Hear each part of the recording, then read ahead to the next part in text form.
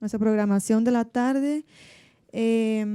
Ahora vamos a ver aquele Agora vamos assistir o vídeo da Mariana Madruga de Brito. O tema é análise multicriterial na gestão de risco de desastres. Gostaria de avisar a vocês sobre o programa que precisam baixar para amanhã. Queria saber se todo mundo conseguiu. Se a gente vai conseguir para você. É mais alguém? A versão é 3. Isso. Não precisa ser atualizada. Quem tiver problemas para fazer a atualização, às 5 da tarde teremos apoio técnico. Ok? Às 5 podemos nos reunir para quem tiver problema. Ok, perfeito. Vamos começar. Olá, bom dia. Meu nome é Mariana de Brito. Eu gostaria primeiramente de agradecer pelo convite, né, de apresentar um pouco a minha pesquisa e mostrar também como que a análise multicritério pode ser utilizada na gestão do risco de desastres. Atualmente eu sou pós-doutoranda. Eu estou trabalhando aqui na UFZ, que é um instituto Helmholtz na Alemanha, para pesquisas ambientais. E parte do meu trabalho consiste em utilizar ferramentas geoespaciais, inclusive análise multicritério. E eu vou mostrar aqui hoje algumas das ferramentas que vocês podem utilizar no seu trabalho. E vocês podem me contactar caso tenha alguma dúvida diretamente pelo meu e-mail, que está aqui embaixo. Então, aqui para dar uma visão geral do que eu vou apresentar hoje.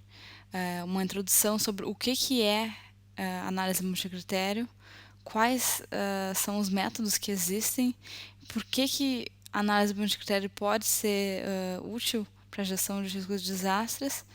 E a análise multicritério, na realidade, ela foi inventada primeiramente para problemas não espaciais.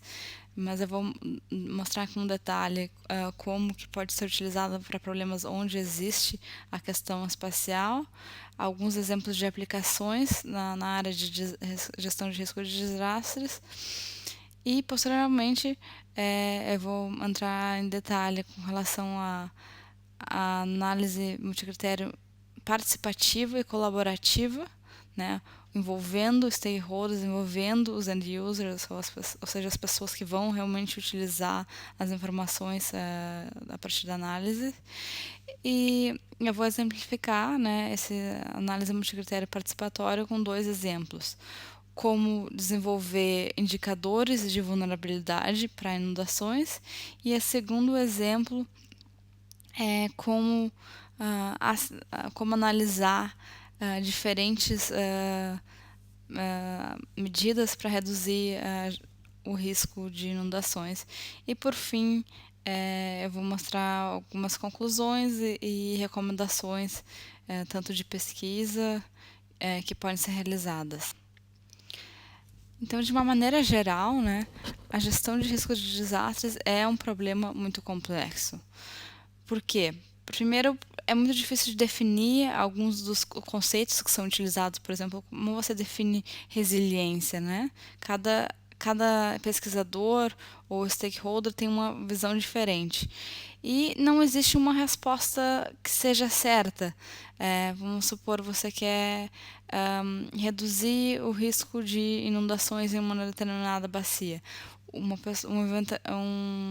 ambientalista vai achar que a solução é uma coisa, já o morador vai achar que a solução é outra, e na realidade não tem uma resposta certa, vai depender muito do ponto de vista, né? E são problemas que envolvem vários atores, vários agentes, tem muita incerteza, porque principalmente você não consegue mensurar isso, não existe como você chegar lá em uma determinada região e usar um equipamento para medir qual é a vulnerabilidade daquela casa ou daquela pessoa.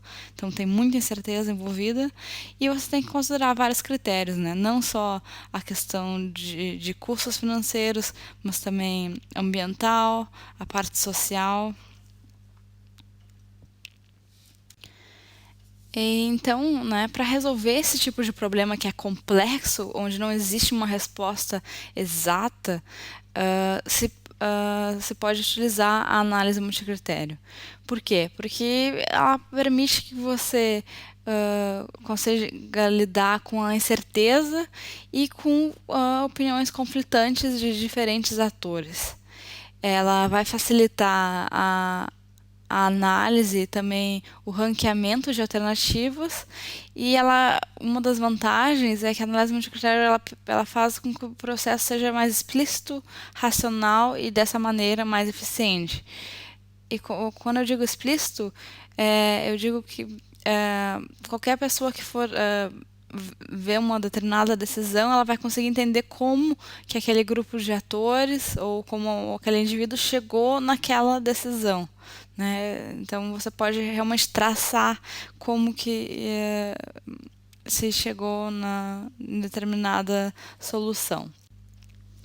E todos nós estamos utilizando análise multicritério diariamente, só que de uma maneira implícita e não explícita. Por exemplo, quando a gente toma a decisão de onde a gente vai tomar um café, a gente vai levar em consideração a distância, se o café tem uma boa qualidade ou não, se o preço é alto. A diferença é que a análise multicritério ela vai formalizar esse processo e vai colocar no papel, né, como que você chegou a essa decisão, de uma maneira que outras pessoas também vão conseguir entender.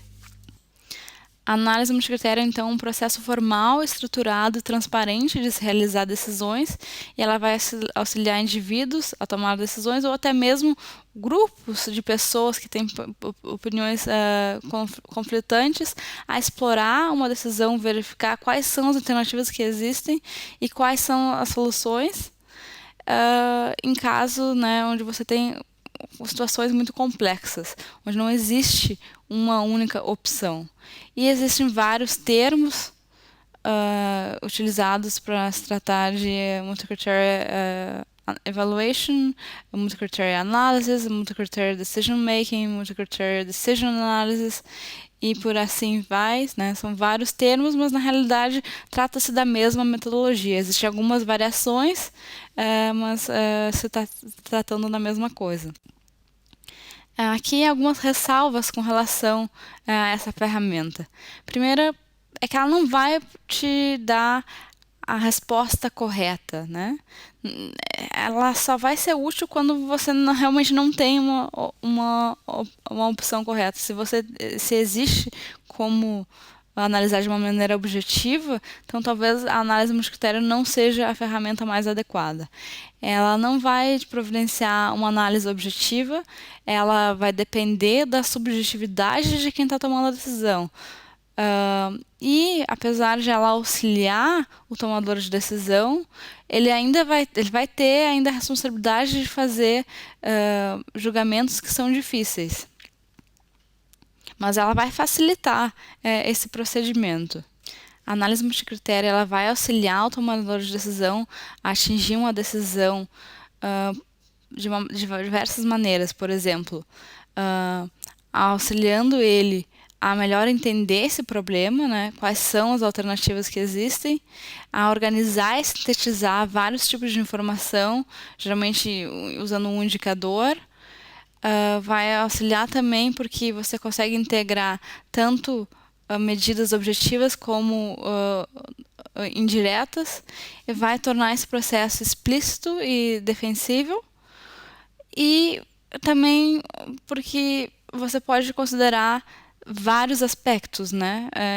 Talvez alguns aspectos que não seriam considerados porque não são tão relevantes, na análise multicritério você pode levar ele em consideração. Não existe um limite de número de variáveis que você pode utilizar.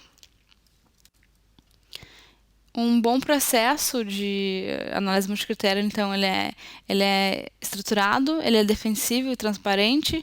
Você pode incluir tanto os dados qualitativos como quantitativos, isso é um aspecto bem importante, né?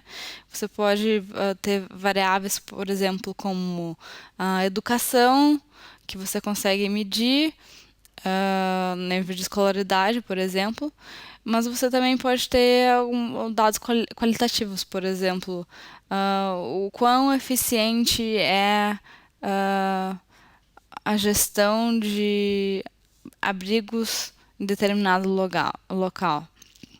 Então, ela é muito mais abrangente que a análise custo-benefício, que considera apenas os valores financeiros.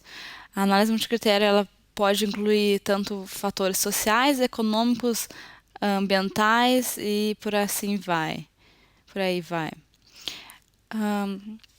Você consegue analisar com ela também trade-offs, né, e algumas consequências, e incorporar a opinião pública ou percepção de stakeholders, e ela pode ser tanto espacial quanto não espacial. Hoje eu vou mostrar para vocês um pouco mais da questão espacial, mas para isso primeiro eu quero explicar como funciona a não espacial também. Apesar de eu gostar muito da análise multicritério, existem também outras alternativas, outros métodos que podem ser utilizados para chegar a uma decisão ou priorizar alguma alternativa. Uma delas é perguntar, né, a especialistas, né, ask the expert, perguntar a pessoas que trabalham na área e que conhecem o problema. Isso é muito útil quando você não tem muito tempo. Outra alternativa é análise de custo-benefício, que é útil quando você consegue monetizar, mas não são todos os problemas. Além disso, a análise de custo-benefício ela geralmente não deixa que você utilize dados espaciais, e isso é o mesmo acontece com a análise de custo-efetividade, que é um passo adicional da análise de custo-benefício. E, por fim, né, a análise multicritério, a vantagem é que você consegue combinar dados que estão em diferentes unidades, e você consegue também analisar problemas espaciais. Aqui nessa imagem vocês podem ver um fluxograma, digamos assim, onde você pode ver quais são os métodos mais apropriados dependendo do tipo de decisão que tem que ser tomado. Por exemplo, se você tem apenas um objetivo, se é possível mensurar esses objetivos, inclusive em termos monetários, então a análise custo-benefício ela é a mais apropriada. Mas conforme você tem problemas mais complexos, né, você tem vários objetivos, vários critérios, é difícil de mensurar e tem alguns benefícios que não são mensuráveis em termos monetários, então a análise multicritério é a mais apropriada. Mas aqui a análise custo-benefício é mais objetiva, enquanto que a análise multicritério é mais subjetiva. E quando eu falo de análise multicritério, existem realmente centenas de métodos. Só aqui tem quase 20 métodos diferentes, e não tem como dar uma receita de bolo de dizer qual método é melhor. Realmente depende do tipo de problema. Em questões espaciais se trabalha muito com a AHP, que é o processo analítico hierárquico, em inglês é Analytical Hierarchy Process, porque é muito fácil de entender, é simples. Existem outras que também são muito utilizadas, como por exemplo o TOPSys. Eu não vou entrar em detalhe em nenhum desses métodos, mas de uma maneira geral eles seguem mais ou menos as mesmas etapas. Então essas etapas elas são geralmente iguais para todos os métodos de análise multicritério utilizados. O primeiro é definir qual é o problema, qual é o objetivo da análise, identificar quais são os critérios, quais são as variáveis que devem ser consideradas nessa análise, identificar algumas alternativas. No caso da análise espacial, geralmente você não trabalha com alternativas, porque alternativas é o espaço, né? É o pixel que você vai estar avaliando. E, por fim, o ranqueamento ou determinação de pesos entre esses critérios, determinar qual critério é mais importante ou menos importante.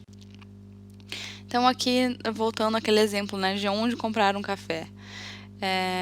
Esse pode ser o objetivo, os critérios e subcritérios seriam o custo-benefício, o tempo, a qualidade, o preço e a distância.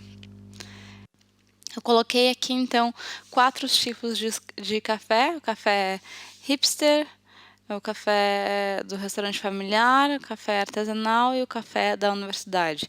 E você tem 3 variáveis, ou seja, 3 critérios, né, que vão te auxiliar a determinar qual é o melhor café. E a variável qualidade está numa escala qualitativa, né, de 1, onde é o pior café, 9 é o melhor café. E o preço está em dólares e a distância está em metros. Então, todos esses dados estão em valores diferentes. Para poder combinar eles têm que ser normalizados para a mesma escala de valores. Aqui, você não pode combinar, né, laranjas com maçãs. Né? Eles têm que estar na mesma unidade de valores. Aqui eu normalizei eles de uma escala de 0 a 1, né, onde 1 é melhor. Por exemplo, o café universitário, que tinha uma qualidade de 1, né, ele recebeu, ficou com 0. Já o café artesanal, que tinha a maior nota com relação à qualidade, ficou com 1.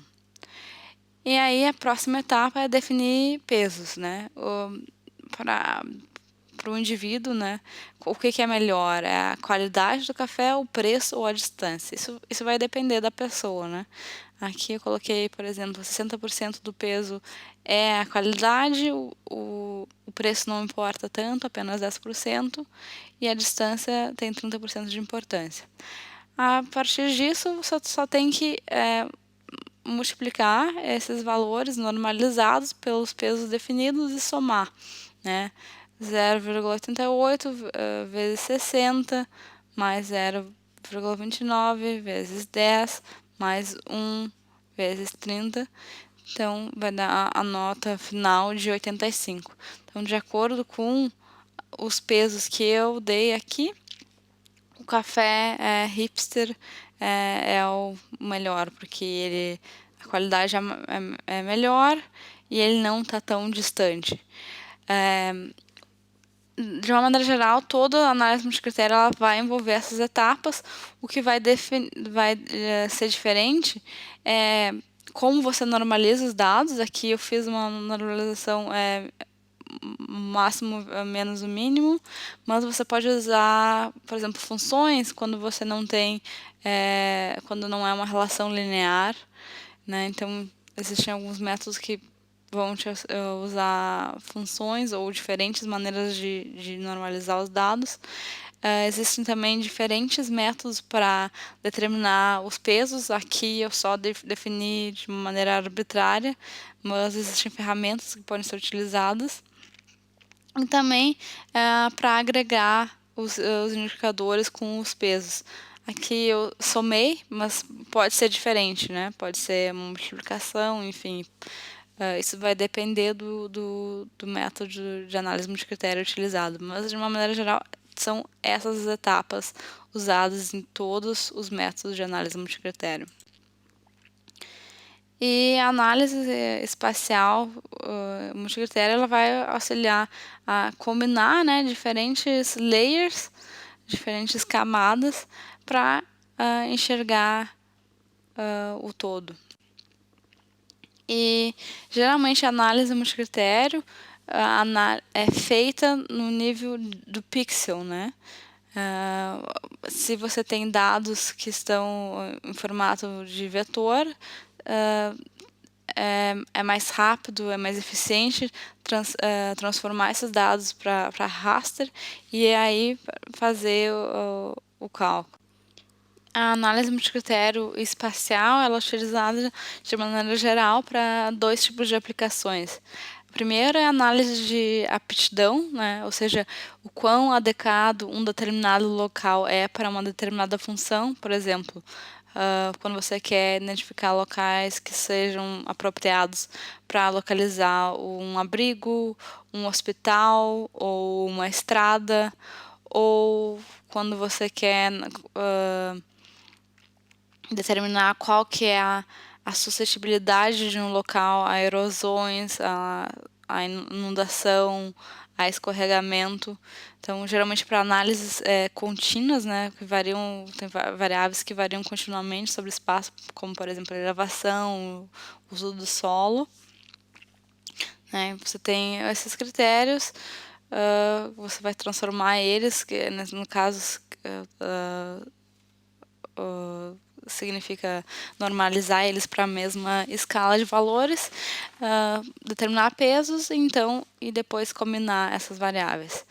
Mas também pode ser utilizado para desenvolver indicadores, isso também é muito útil, porque você pode comparar a evolução no tempo, e geralmente para isso se utilizam dados censitários, por exemplo, e a unidade espacial, né, o setor censitário, ou o bairro, ou o município, ou até mesmo o país. E para isso se pode utilizar polígonos, né, ao invés de raster, mas a análise em raster ela é mais rápida e eficiente, geralmente. Com relação à análise de critério raster, mas na real o polígono o procedimento é o mesmo, né? Por exemplo, aqui, vamos supor que tu tem um raster com 9 valores e tem 2 critérios que você quer combinar em um mapa final. Eu determinei aqui que o peso desse critério para chegar à solução, o objetivo que você determinou é 75%, e o valor daquele determinado pixel é 2.2. Já o critério 2 tem um peso de 0,25. Para combinar esses valores, o que você faz é multiplicar o valor do pixel pelo peso do critério e somar com os outros critérios. Então, o procedimento é bem simples. A análise em SIG, ela realmente não é complicada. O que é difícil é definir quais são as regras, definir quais são os critérios que você vai considerar, como que você não vai normalizar. Esse é o que toma mais tempo na análise multicritério do que a análise em SIG. E aqui eu estou trazendo para você alguns exemplos. Esse é um artigo que foi publicado esse ano, onde o objetivo foi analisar a resiliência no Irã. E eles, aqui eu tirei uma screenshot, mas só de alguns dos indicadores. Na realidade, no artigo eles usam muito mais. Por exemplo, indicadores de resiliência social, eles usaram variáveis como o gênero, se a população é independente, se tem uma população com necessidades especiais, como é o acesso a transporte, e por aí vai. E aí eles definiram algumas regras, né, para normalizar esses dados, por exemplo, se afeta de uma maneira positiva ou negativa a resiliência, e depois também definiram pesos, né, para cada uma desses indicadores e combinaram ele em subindicadores, por exemplo, de resiliência ambiental, a resiliência da comunidade, infraestrutura, e no fim somaram todos esses subindicadores em um indicador final. Isso é muito útil porque você pode analisar com o tempo se a resiliência de um determinado local, se ela aumentou, se ela diminuiu, e você consegue identificar também hotspot, né, áreas que você tem que ter mais cuidado. Aqui é um outro exemplo onde eles queriam analisar qual era a vulnerabilidade das pessoas, mas quando uma inundação está acontecendo, durante uma inundação. Então, o objetivo é utilizar esses dados para equipes de resgate, né? Então, as variáveis que eles consideraram era a quantidade de pessoas vivendo na região, pessoas que têm mais de 65 anos de idade, que não têm seguro de saúde, pessoas que são em situação de pobreza e por aí vai. E entre essas variáveis, a que recebeu maior peso foi o número de idosos, e o objetivo da ferramenta é auxiliar, né, equipes de emergência, né, onde que eles provavelmente têm que atuar de uma maneira mais intensificada, porque, enfim, existe uma população mais vulnerável vivendo na região. Aqui um outro exemplo, nesse estudo também publicado nesse ano, os autores eles queriam identificar estradas que são estratégicas no caso de acontecerem desastres como inundações e deslizamentos.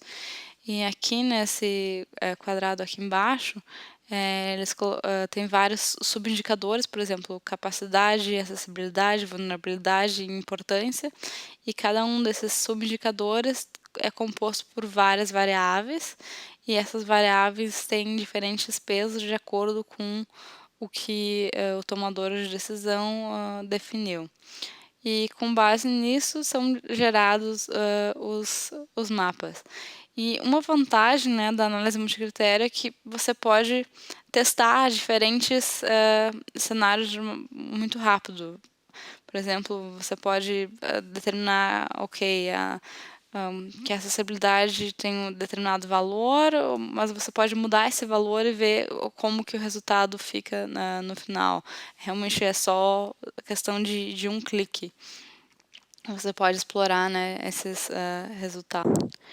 Mudando um pouco agora de assunto, eu vou falar sobre análise de multicritério no contexto participatório, que foi o meu trabalho de doutorado, como envolver os end users, como envolver as pessoas que são afetadas por inundações ou outro tipo de desastre, como envolver stakeholders na análise multicritério. E qual o objetivo disso? Por que envolver, né, essas pessoas? Porque a partir de processos participativos e colaborativos, você consegue construir confiança, né? Consegue facilitar negociações, né? Com o objetivo de atingir consenso e melhora a cooperação entre as pessoas. E porque as pessoas acreditam, né, no que foi feito, porque elas têm essa confiança, então é mais provável que as medidas selecionadas elas vão ser adotadas, e isso vai levar, né, no fim, a um melhor planejamento e uma melhor tomada de decisão. Então, o objetivo do meu trabalho de doutorado foi desenvolver um indicador de vulnerabilidade para uma região no sul do Brasil, né, municípios de Lajeado e Estrela, no Rio Grande do Sul. E um dos objetivos era que esse indicador ele refletisse a realidade, que ele fosse transparente e que as pessoas que fossem utilizar essas informações, como por exemplo a Defesa Civil, que eles acreditassem e tenham confiança ao utilizar esses dados. Porque muitas vezes o que acontece é que muitos estudos eles são desenvolvidos na academia, são desenvolvidos na universidade, sem considerar a opinião das pessoas que já estão trabalhando há anos com isso. E às vezes alunos de doutorado ou pesquisadores chegam no município e apresentam, olha, esse aqui foi um mapa que eu desenvolvi, mas o gerente não tem como compreender porque ele não sabe de onde surgiram aquelas informações. Então a ideia que eu tive no meu doutorado foi colocar essas pessoas para trabalhar junto e para chegar a um consenso de como deve ser construído um indicador de vulnerabilidade, como eles acham que deve ser feito. E mais ou menos esse foi o objetivo, né, do estudo. E para isso, os stakeholders eles foram envolvidos em todas as etapas do desenvolvimento do indicador, desde, por exemplo, para identificar quem são as pessoas envolvidas, eles também foram consultados. Na primeira etapa, a gente tem esse gráfico aqui, cada ponto é um stakeholder, e eu pedi para eles indicarem se eles conheciam outras pessoas que também estavam trabalhando com o assunto na área e que também tivessem interesse em participar do estudo. No final, eu identifiquei 117 pessoas e eu desenvolvi um questionário onde eu perguntei para eles quais são as variáveis que vocês acham que devem ser incorporadas na análise de vulnerabilidade nesses 2 municípios. Foram duas rodadas de questionários, foi bem intenso, mas eu obtive uma resposta muito alta. Foram 101 pessoas das 117 convidadas, elas responderam ao questionário.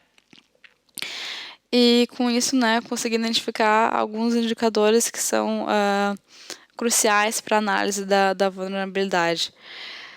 Aí, depois que esses indicadores foram selecionados, eu tinha que organizar eles, de uma maneira lógica. Para isso, eu fiz um grupo focal, com um grupo mais restrito, não é possível envolver essas 117 pessoas. Acho que foi envolver cerca de 10 stakeholders e especialistas.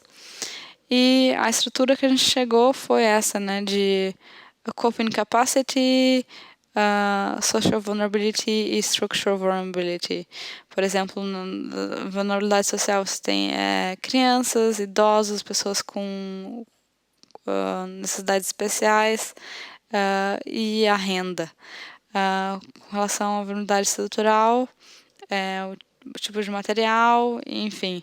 E dentro nesse grupo focal, as pessoas tiveram que identificar quais são as relações, se é que elas existem entre essas variáveis e como que elas são organizadas. Em uma última etapa, eu perguntei a essas pessoas que estavam participando do processo quais são os critérios desses, que foram selecionados, acho que são 12 ao total, quais são mais importantes. E eu perguntei isso individualmente. Eu desenvolvi, então, mapas individuais, com base no peso de cada uma das pessoas, mostrando como que a vulnerabilidade é de acordo com os pesos que elas determinaram. E esses mapas, eles podem ser visualizados na internet. Eu desenvolvi uma plataforma onde eles podiam selecionar os mapas que eles elaboraram e comparar com os de outras pessoas, para ver o quão similar ou quão diferente esses mapas eram. E aqui, só para uma visão geral de como esses resultados eles podem variar. Por isso que eu enfatizo que a análise multicritério ela é subjetiva e ela vai depender de quem está respondendo. Por exemplo, aqui é um arquiteto, para ele, a maior parte do município tem uma vulnerabilidade elevada.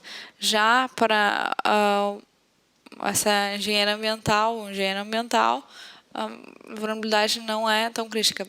Independente disso, você consegue ver que existem alguns padrões. Tem algumas regiões, independente do mapa, que tem uma maior vulnerabilidade para todas essas pessoas que participaram.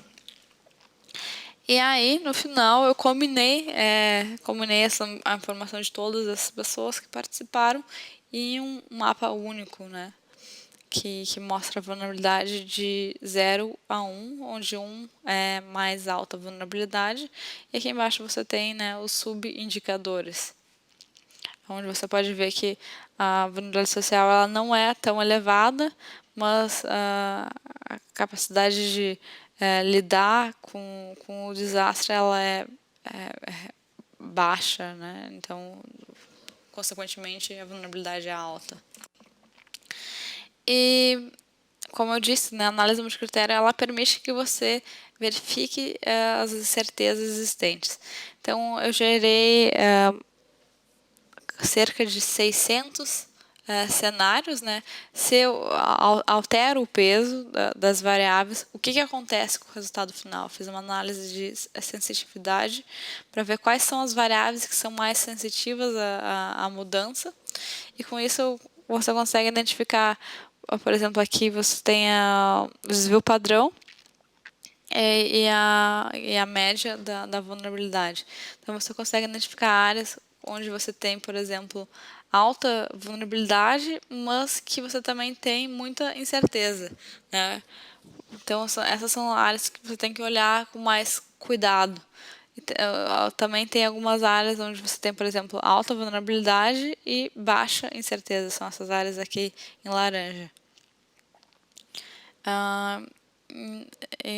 E aqui eu não estou mostrando com detalhe, mas num dos papers que foi publicado você consegue ver direitinho quais são as variáveis que levaram a essa incerteza e que você tem que medir de uma maneira mais cuidadosa para diminuir a incerteza.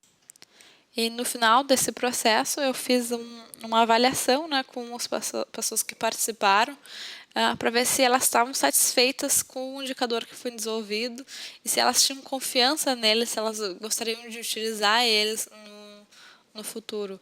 E de uma maneira geral, todo mundo gostou muito do trabalho, eu tive muito feedback, muita resposta positiva, as pessoas gostaram de que elas foram envolvidas no processo e elas receberam essa informação. De uma maneira geral, aqui você vê em azul, né, muito satisfeito, e em cinza satisfeito, né, todo mundo, com exceção de algumas pessoas que não responderam, acredito que os mapas envolvidos são muito úteis, né. Teve algumas pessoas que não ficaram satisfeitas com a maneira que os indicadores foram selecionados, mas de maneira geral foi muito positivo, né? Aqui, por exemplo, com a experiência em geral, com exceção de uma pessoa, todos ficaram muito satisfeitos, e acho que isso foi um resultado bem legal. Aqui mostrando um outro trabalho que foi desenvolvido na Universidade de Bonn com colegas. Eles tinham duas áreas de estudo, uma no Reino Unido e outra na Alemanha. E o objetivo era analisar algumas medidas para gestão de risco de inundações de uma maneira especial, também usando a análise multicritério. Então, eles desenvolveram uma plataforma online, né, esse website, onde você tinha que analisar alguns cenários. A primeira etapa era definir os pesos dos critérios, que é que eles chamam de objetivos. Por exemplo, reduzir a área inundável, diminuir o dano a propriedades, minimizar o dano a infraestruturas. Enfim, então o stakeholder respondendo aqui, ele tinha que decidir o que é mais importante para mim. Diminuir o dano a propriedades ou diminuir o dano a infraestruturas críticas. Com base nos pesos definidos pelo participante, pelo stakeholder que estava respondendo esse questionário, o resultado ia mostrar qual é a alternativa melhor. Por exemplo, para essa pessoa, a melhor alternativa é a alternativa 4, que é melhorar a resistência das estruturas para prevenir que a água entre nas propriedades. Outras alternativas, por exemplo, é fazer nada, ou melhorar o sistema de previsão de inundações, e por aí vai. Então, essa é uma outra aplicação de uma maneira colaborativa. Aqui eles desenvolveram também somente individual, não foi feito um exercício em grupo, né? Então, cada stakeholder definiu individualmente quais eram as prioridades, e com base nisso, né, era possível verificar quais são as melhores alternativas. Aqui, por exemplo, você tem as pessoas que responderam e qual a alternativa é mais adequada, e no final você conseguia ver, ok, a maior parte das pessoas acham que essa é a melhor solução. Então, passando agora às conclusões. De uma maneira geral, não existe um método multicritério que seja melhor ou mais adequado para todos os tipos de problema e qualquer circunstância. Vai realmente depender do tipo de problema. Existem vários livros que podem auxiliar a determinar qual é o melhor método, mas, de uma maneira geral, para análise espacial, HP e TOPSys são os métodos mais utilizados. Se vocês quiserem, eu posso passar depois algum material que pode auxiliar a definir qual que é o método melhor para o meu tipo de problema. É muito difícil manter a participação nesse tipo de processo, porque, enfim, as pessoas elas estão localizadas em diferentes localidades, participação é uma coisa que é cara, as pessoas geralmente elas estão bem interessadas no início do projeto, mas elas acabam perdendo o interesse. E existem muitos conflitos, né? Às vezes você tem pessoas realmente com opiniões muito conflitantes, e quando você traz essas pessoas na mesma sala,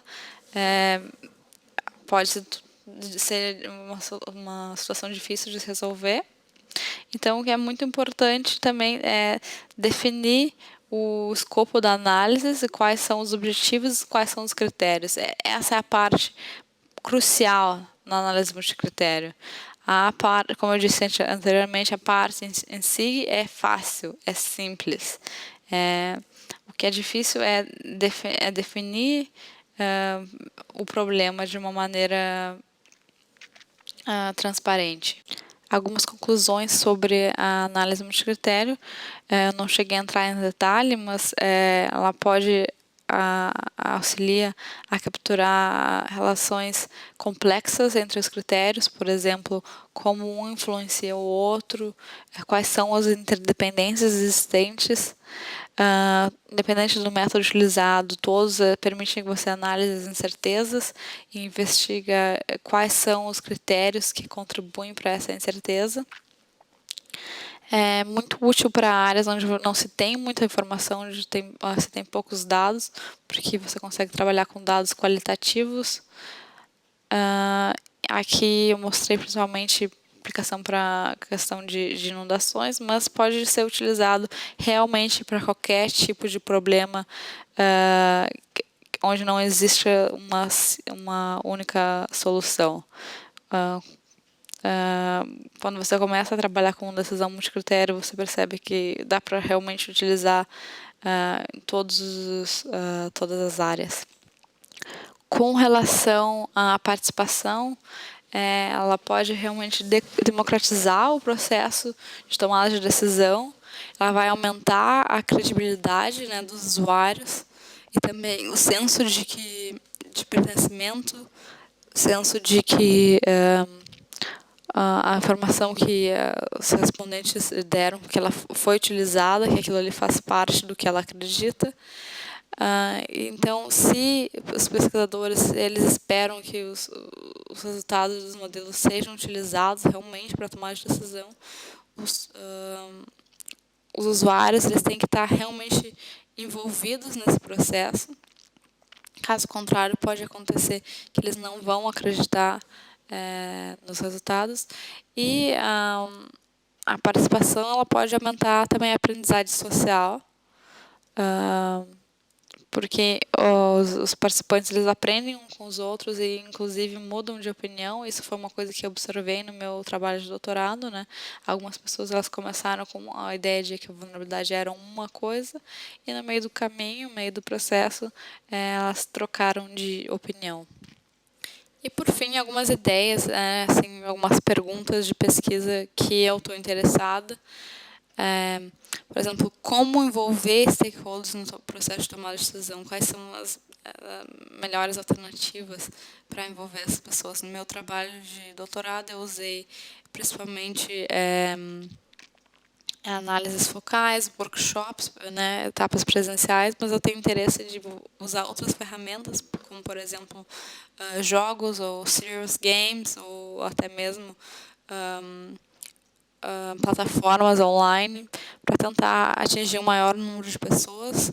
No meu doutorado, eu consegui envolver apenas 22 pessoas de uma maneira ativa em todas as etapas, porque é um processo que demora tempo e bastante cometimento.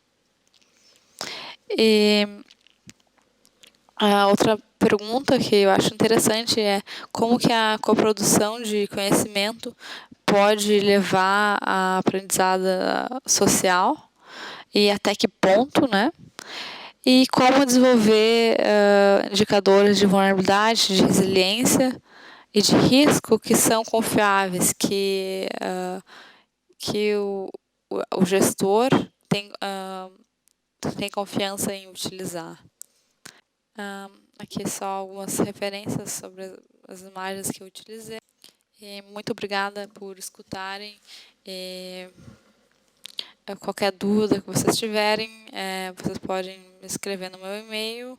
Aqui eu coloquei também o meu perfil do ResearchGate. Vocês podem dar uma olhada na pesquisa que eu tenha conduzido. E muito obrigada pela oportunidade.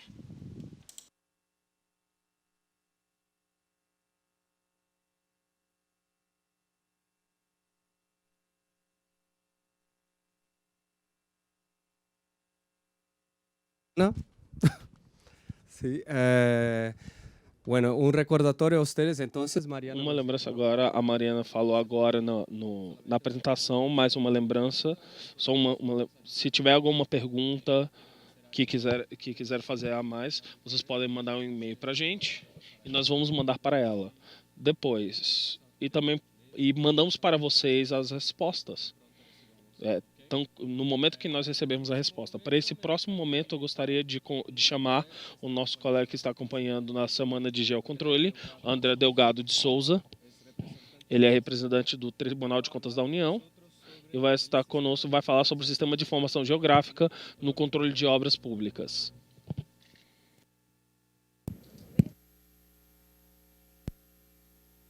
Obrigado. Bem, pessoal, boa tarde. Meu nome é André, eu sou engenheiro civil e trabalho no TCU. Inicialmente, eu gostaria de agradecer o convite, né, especial do Leonardo, e parabenizar a organização do evento. Realmente está um evento muito bom. Para mim está sendo muito rico conhecer as diferentes experiências, né? Bem, esse trabalho que eu vou apresentar para os senhores, ele foi uma auditoria do TCU, que eu coordenei essa auditoria, tiveram 4 auditores, e foi também a minha tese de doutorado. A minha tese foi na Universidade Federal de Pernambuco e passei um tempo também na Alemanha, na Universidade Técnica de Berlim. Sistema de Informação Geográfica no Controle de Obras Públicas, um estudo sobre obras de esgotamento sanitário. Bem, senhores, essa apresentação está estruturada dessa forma. Eu vou fazer uma breve introdução, contextualizando o assunto. Na sequência, falaremos um pouco sobre o referencial teórico que eu utilizei, a metodologia e, por fim, os resultados de discussão. Então, eu gostaria de iniciar destacando que o Brasil, como um todo, precisa melhorar na infraestrutura de saneamento básico, destacando os diversos benefícios do saneamento básico para a preservação do meio ambiente e qualidade de vida. No meu caso específico, nós tratamos de esgotamento sanitário. Como os senhores sabem, o esgotamento sanitário é fundamental no questão de preservação da qualidade da água, né, das bacias hidrográficas. Tem uma correlação também muito forte com a saúde pública e com a educação. Um dado assim, que chama muita atenção no caso do Brasil é que apenas 38% do esgoto que é gerado é tratado. E no caso da região de onde eu venho, na região Nordeste, esse indicador ainda é pior. Durante esse meu trabalho de doutorado, a gente recebeu alguns pesquisadores da Alemanha e era um número assim que eles tinham dificuldade em entender. A cidade de onde eu venho, Recife, é uma cidade grande, com 3 milhões de habitantes. Então, são prédios gigantescos, né? Prédios bonitos, e o esgotamento sanitário da cidade é dessa ordem de grandeza aí. Então, é um número que realmente assusta, né? Existem planejamentos do governo federal no sentido de melhorar esse indicador, mas, na prática, a gente sabe que é difícil de acontecer, por demandar investimentos bilionários e também pelo histórico do país com a má gestão de obras públicas. Em 1995, foi feito um trabalho no âmbito do Congresso Nacional, que o Tribunal de Contas da União deu suporte, e foram inventariadas 2.214 obras inacabadas, obras públicas com recursos federais, sem falar de obras dos estados e dos municípios. Recentemente, em 2018, um relatório foi publicado esse ano, o TCU fez um novo levantamento, utilizando uma amostra de 38 mil obras, e foram identificadas 14 mil obras paralisadas. Então, 37%. Então, é um número realmente muito preocupante. Diante desse contexto, a pergunta condutora do nosso trabalho foi como buscar aprimorar o controle. E nós utilizamos como premissa a questão da transparência pública. No Brasil, como em vários dos países dos senhores, né, a questão da transparência tem aumentado muito. Existem cada vez mais dados disponíveis, dados oficiais. E como a gente pode aproveitar isso? Eu achei muito interessante hoje e ontem, porque eu percebi que os senhores também se deparam com essa situação, né? A gente preza tanto pela transparência, quando a gente tem os dados, a gente tem que saber aproveitar, né? E eu percebi bem esse caso no caso da Costa Rica, né, da Colômbia, está vendo aí como utilizar esses dados. Isso foi uma das premissas. E a outra foi, nós identificamos que os sistemas de informação geográficas estavam sendo subutilizados, né? E poderia ser uma ferramenta interessante para analisar essa quantidade de dados. Então, o que nós propusemos foi um modelo de controle, utilizando como premissas integrar essas bases de dados, que é uma dificuldade, é um trabalho, como os senhores também já falaram, essas bases de dados muitas vezes não têm um código em comum que permita facilmente integrar. E então o desafio era integrar e espacializar essas bases de dados, distribuir no espaço, né? Feita essa etapa, que é muito trabalhosa, partiríamos então para controlar a distância e buscando ser tempestivos, né, concomitante. Eu achei muito interessante também que o colega de Honduras fez um comentário nesse sentido ontem, né, a preocupação em ser tempestivo, em acompanhar durante a execução da obra. Essa foi uma premissa que nós buscamos utilizar aqui. Então, esse trabalho durou 8 meses de auditoria. A gente emitia relatórios a cada 2 meses. Os auditores não estavam em dedicação exclusiva, né? Trabalhava 15 dias a cada 2 meses. E a gente queria monitorar exatamente como é que estava o andamento dessas obras. E propiciar uma atuação sistêmica e seletiva. A gente queria utilizar vários dados, transformar em várias informações sobre várias obras. A nossa área de estudo abrangeu 399 municípios, que representa 7% dos municípios do país. E, como eu já adiantei, foi uma auditoria do TCU. Eu utilizei esses dados na pesquisa, mas todos eles são dados coletados no âmbito dessa auditoria. Então, concluindo a motivação e relevância, o que justificaria o controle à distância é o tamanho do país e o número de obras que a gente queria monitorar. E os sistemas de informação geográfica, eu acho que uma justificativa que já se viria, um motivo que já se viria para justificar, é a própria facilidade de visualização. Uma coisa é a gente analisar centenas de obras numa tabela do Excel, né? Outra coisa é a gente conseguir espacializar e ter uma visão espacial da distribuição dessas obras. E o esgotamento sanitário em particular, devido à sua importância, né, para o desenvolvimento sustentável. Então, o objetivo, em síntese, propor um modelo de controle para acompanhamento à distância de obras, com aplicação de sistema de informação geográfica. Então, com relação ao referencial teórico, o que a gente observou em revisão da literatura, em entrevistas com alguns especialistas, é que no âmbito da gestão ambiental e de recursos hídricos, a aplicação das geotecnologias está num estágio mais avançado do que para o controle, e para o controle de obras em específico. Então, com relação ao banco de dados geográficos, por exemplo, o que está se falando no âmbito da gestão ambiental e de recursos hídricos é interoperabilidade entre esses bancos. Então, buscando-se os bancos se comunicar cada vez mais. E também na formação de redes globais de dados. A gente tem como exemplo dados relativos a questões climáticas, né? Cada vez mais os dados são mundiais. Então, existem mapas para todo mundo. No tocante a análises espaciais em específico, a gente já vê muitos trabalhos no sentido de integrar com modelos matemáticos. Então, a gente tem, por exemplo, a hidrografia da região e a gente começa a simular, se chover mais, como é que vai ser a enchente naquela região, através de modelos matemáticos. Então, já tem uma integração com modelos.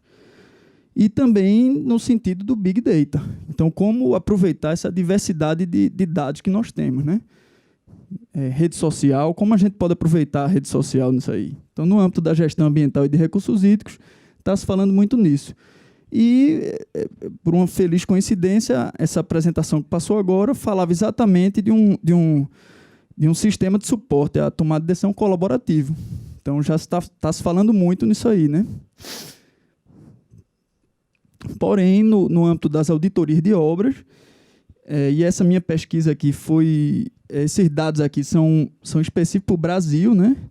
O que a gente vê é que o uso de GPS é muito frequente, então já se usa muito nas auditorias para auxiliar a medição ou localização daquelas obras do GPS. Os sistemas de informação geográfica, o que nós observamos, e essa pesquisa da gente, essa consulta aí abrangeu 28 tribunais de contas do Brasil, o TCU e todos os estados, né, que tem o Tribunal de Contas próprio, a gente viu que 50% já utilizam ou estão em estudo. Contrataram a universidade para implantar, né? A gente identificou que ela está em estudo, está para ser implantado.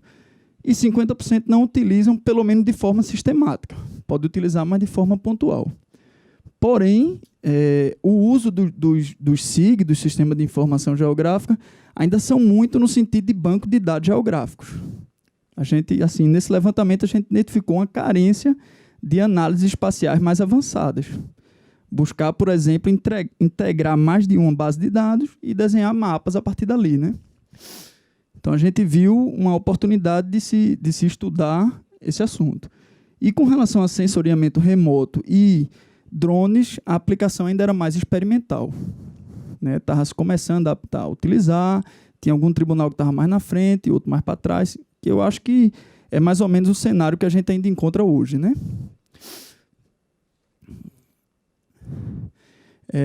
O conceito, então, do nosso modelo aqui, da nossa proposta, está sintetizada nessa figura, né? Tem uma etapa, primeiro, de coleta de dados, e quando a gente fala de coleta de dados, não está restrito a sistemas de informação, né? A principal fonte são sistemas disponíveis na internet.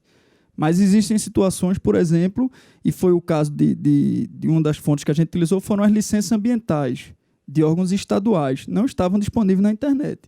Eles tinham um banco de dados, mas não estavam na internet. Então, a gente solicitou. Tiveram outras situações que a gente teve que mandar um ofício. Então, a gente mandou um ofício para 399 municípios, solicitando alguns dados que não estavam disponíveis na internet.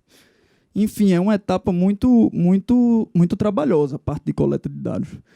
E tão trabalhosa quanto, ou talvez até mais, é a parte de tratamento desses dados.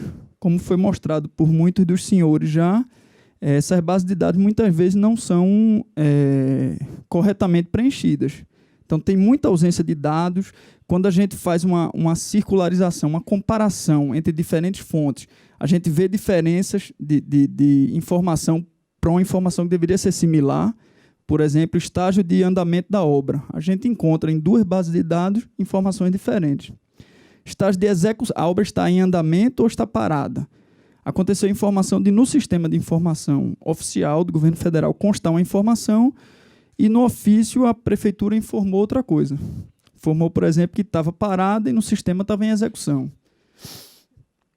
Tudo isso a gente tentou, de alguma forma, diminuir nesse tratamento. E, por fim, alimentamos o sistema de informação geográfica propriamente. No nosso caso, a gente utilizou o ArcGIS. Tentamos utilizar um gratuito no começo, mas estava dando muito problema, a gente optou pelo ArcGIS. E aqui nós alimentamos o sistema, né, com esses dados, incluindo dados de vetoriais também. Fazemos as simulações, desenhamos os mapas e com essas informações a gente faz um controle à distância. Né? Então, a gente identificar algum comportamento atípico, a gente pode notificar o responsável, ver o que é que ele diz.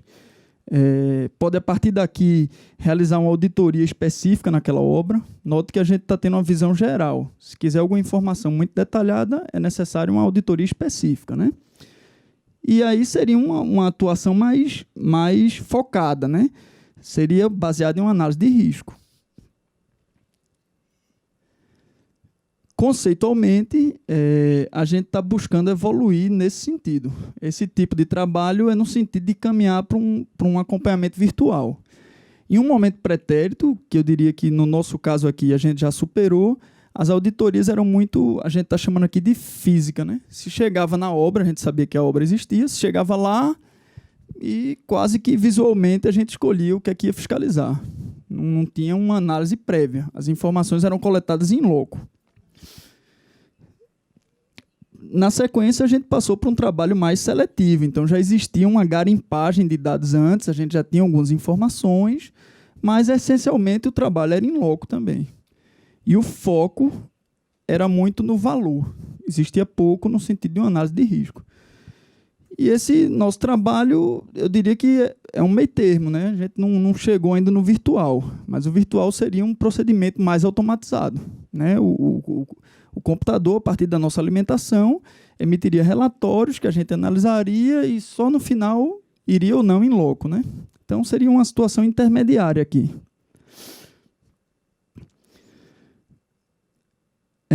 Então, a nossa área de estudo, né? O nosso estudo foi específico para obras de esgoto. Eu falei para os senhores de 399 municípios, foi a nossa área. Né? Eu vou justificar agora por que esses 399 municípios. Quando a gente começou esse trabalho, estava em andamento no Brasil uma obra, a maior obra hídrica, né, à época, que chama Transposição do Rio São Francisco. Né? Depois mudaram de nome, passou a ser Projeto de Integração do Rio São Francisco. Rio São Francisco é esse aqui. Isso aqui em azul seria a bacia hidrográfica dele, né? E o projeto era construir basicamente 2 canais. Esse aqui, eixo norte e eixo leste. O eixo norte com 400 quilômetros, o eixo leste com 200 quilômetros. E essa água iria ser bombeada, depois ela começa a descer por gravidade, né? Ao longo do trecho iriam ter... Aliás, existem, essa obra está feita. Existem canais, existem aquedutos, né? Existem várias estações de bombeamento. E ao longo desse canal coloca água em rios já existentes. Então, existiu também todo um trabalho de revitalização desses rios. E a expectativa, de acordo com o dado do projeto, era beneficiar 12 milhões de habitantes, né? Em 390 municípios. Associado a isso... isso é o projeto de construção dos canais. Associado a isso, existe uma série de outras medidas. Por exemplo, implantação de sistema de esgotamento sanitário nesses municípios, né, para melhorar a situação sanitária lá e evitar também a poluição das águas transpostas. Existiam também outras medidas de revitalização, medidas relacionadas à distribuição dessa água. Né? E eu queria mostrar um vídeo bem rapidinho para contextualizar o projeto da transposição.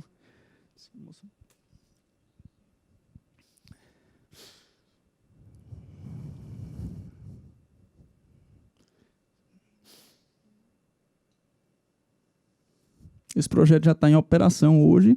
Ele não está totalmente concluído, mas já está em operação. Né? Esse é um vídeo do governo federal. Obra hídrica já realizada no nosso país. Um grande desafio de engenharia, que envolve a construção de estações elevatórias, a perfuração de túneis, a construção de aquedutos e canais, abrindo caminho para a água sertão adentro. O projeto de integração do São Francisco é uma realização histórica que está mostrando para o país que é possível transformar a paisagem e a vida do semiárido brasileiro. Mais do que cimento, compromisso com a integração, o desenvolvimento e a inclusão social.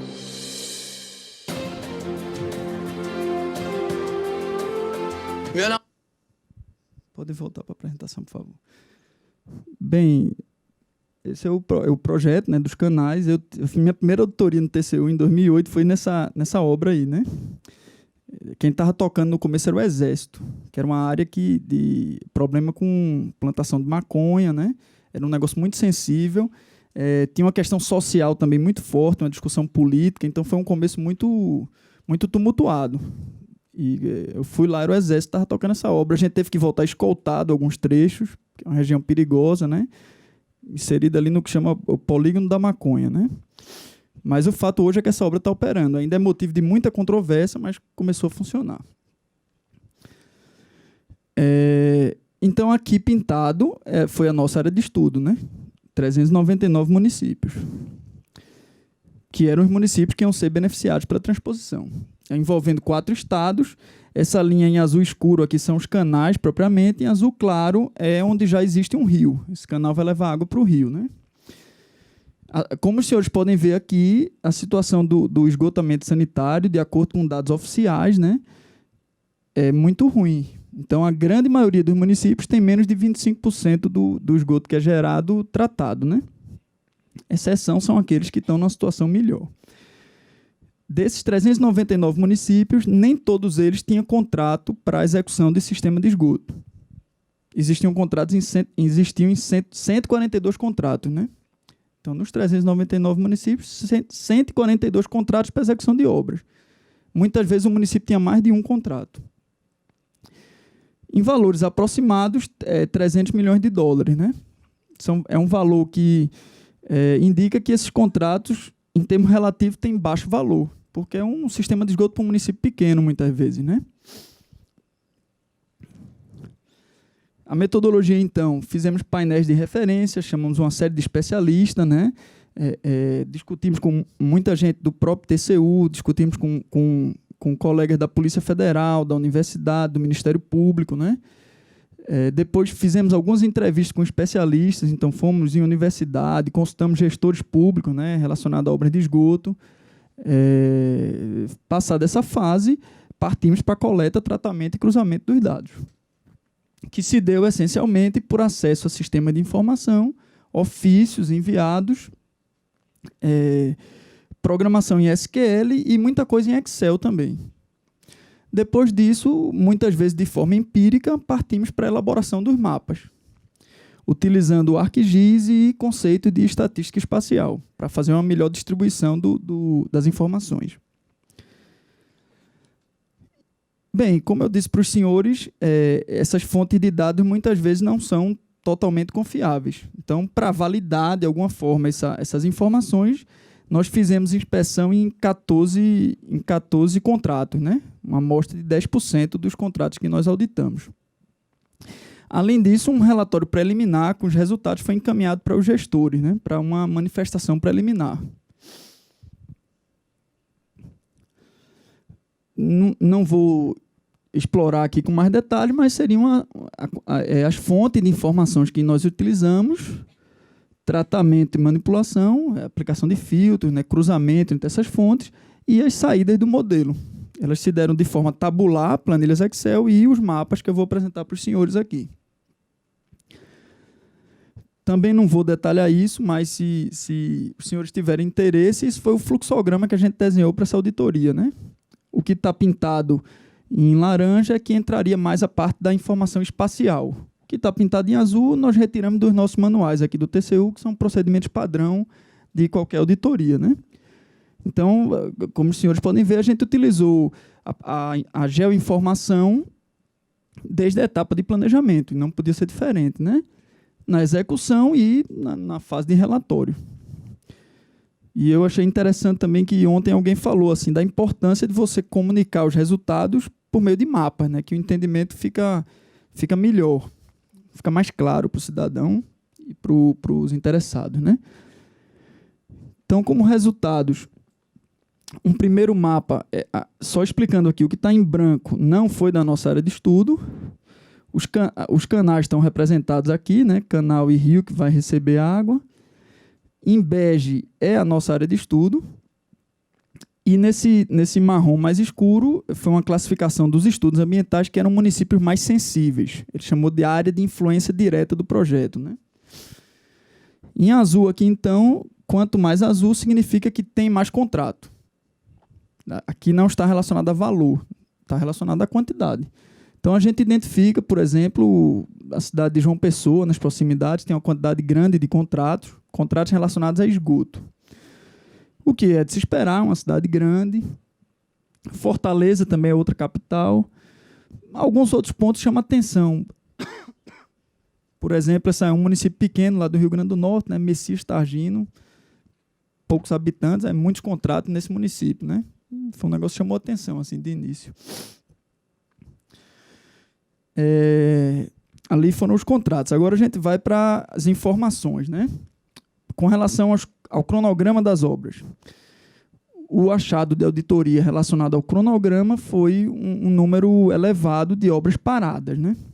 Obras paradas ou aquelas que estavam se arrastando. A gente estabeleceu alguns critérios, chamou aí de ritmo lento, ou então tinha aquelas que já tinha contrato há mais de 2 anos e a obra não tinha sido sequer iniciada. Nós utilizamos esse critério de 2 anos porque 2 anos era o tempo para iniciar, executar e concluir. E o que a gente viu é que em 2 anos algumas não tinham sido sequer começadas. Dos 142 contratos, 55% estavam nessa situação. Aqui seria por estado, em cada um dos 4 estados, e aqui é detalhando um pouco mais, né? 37% estava parada, 6% estava em ritmo muito lento, se arrastando, 11% tinha mais de 2 anos, não tinha começado, 18% estava como não iniciada e 28% estava em execução concluída. Um cenário que até, assim, um percentual que mostra-se aderente com esse trabalho que o TCU fez agora das 38 mil obras. O percentual identificado de obras paradas foi, coincidentemente, 37. Esse mapa aqui é, então, relacionado às obras paradas, né? Quanto mais vermelho, quer dizer que tem mais obra parada. Novamente, as proximidades de João Pessoa, que era um município que tinha muitos contratos e, ao mesmo tempo, tem muita obra parada, né? Fortaleza, já também um pontinho aqui. Novamente, Messias Targino, que é um município pequeno. Outros municípios pequenos aqui, ó. Essa bola azul aqui quer dizer que tem convênio, 1 ou 2 convênios. Então, aqui, por exemplo, 1 ou 2 convênios. Ó. 1 ou 2 convênios, 1 ou 2 convênios. Essa bola vermelha quer dizer que tem 3 ou mais convênios. Não está falando nada do cronograma, só está indicando. Aqui tem 3 ou mais convênios. Ó. 3 ou mais convênios.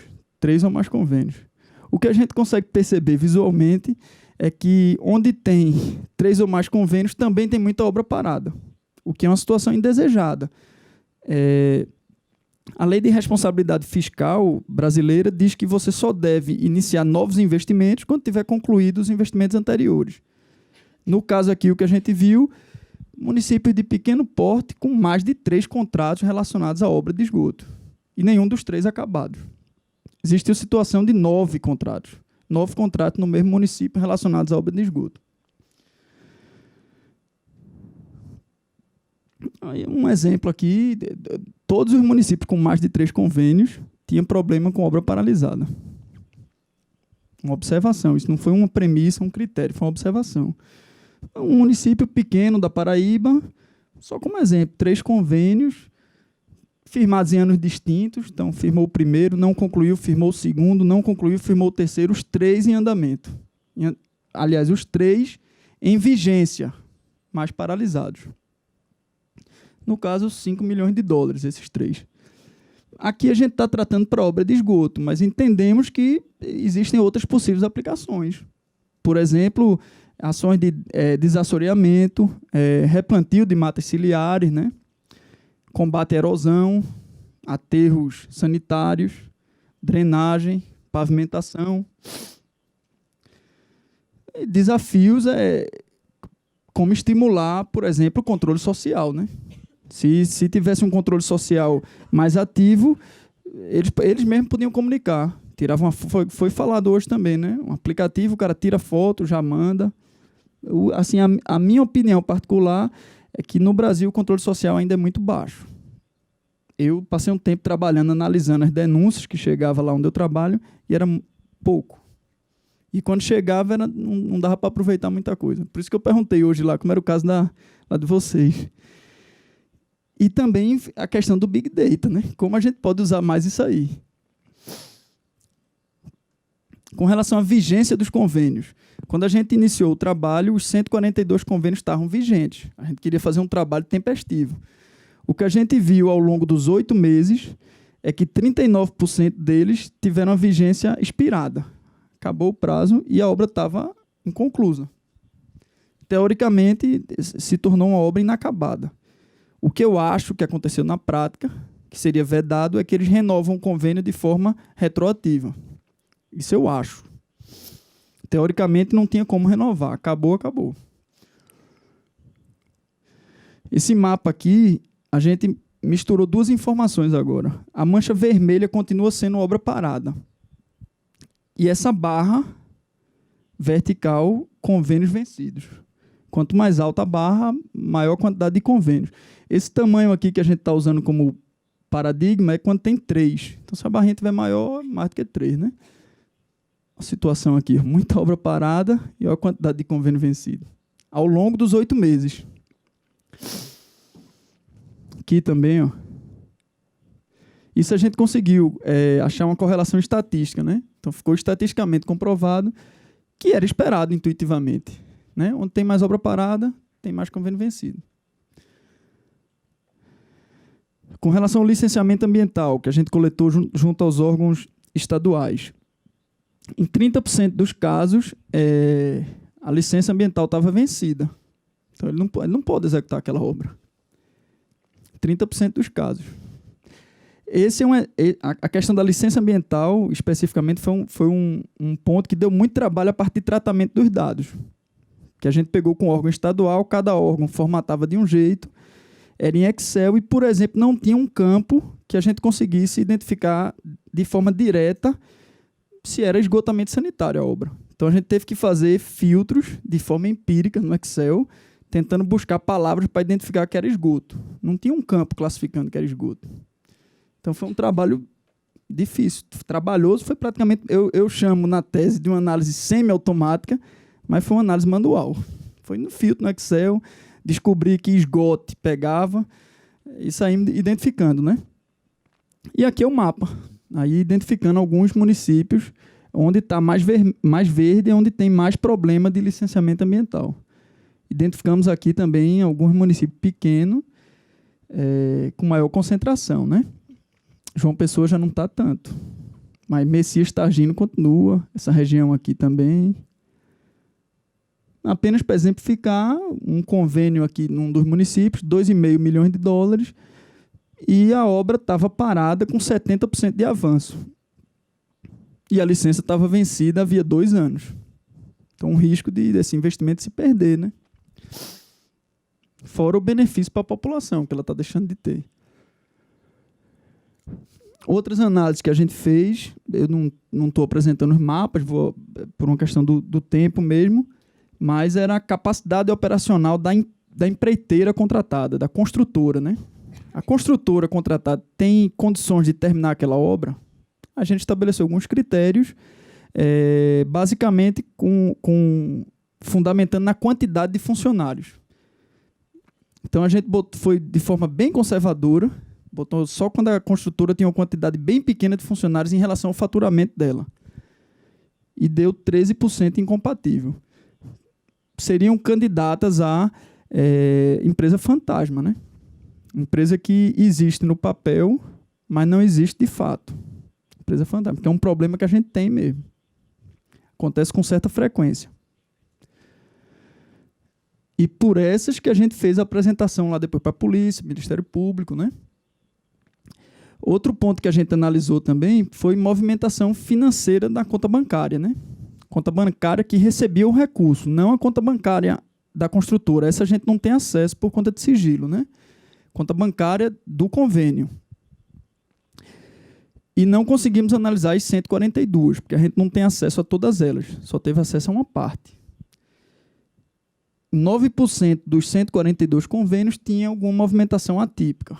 A gente usou alguns critérios para classificar como movimentação atípica. Por exemplo, saque em espécie.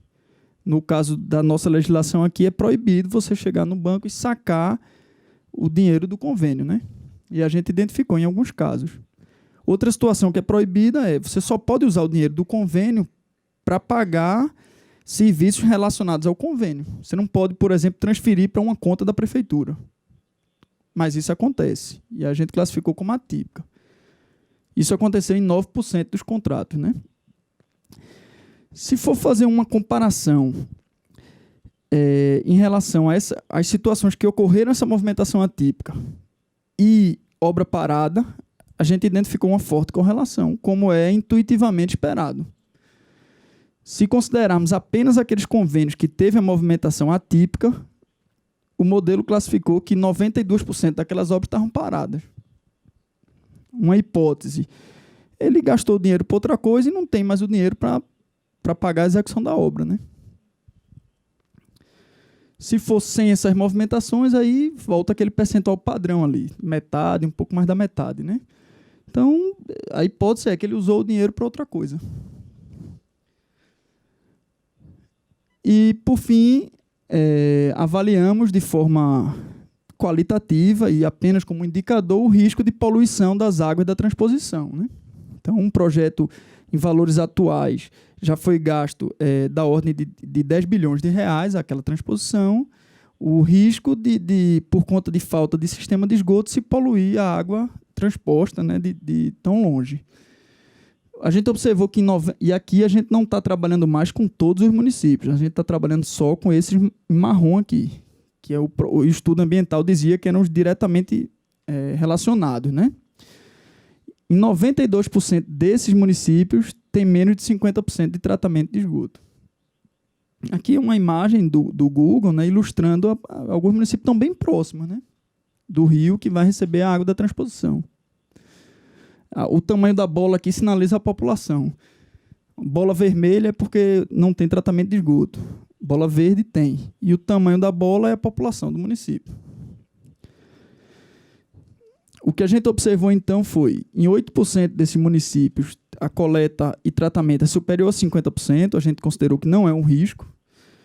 Em 15%, pode ser inferior a 50%, mas tem convênio em andamento.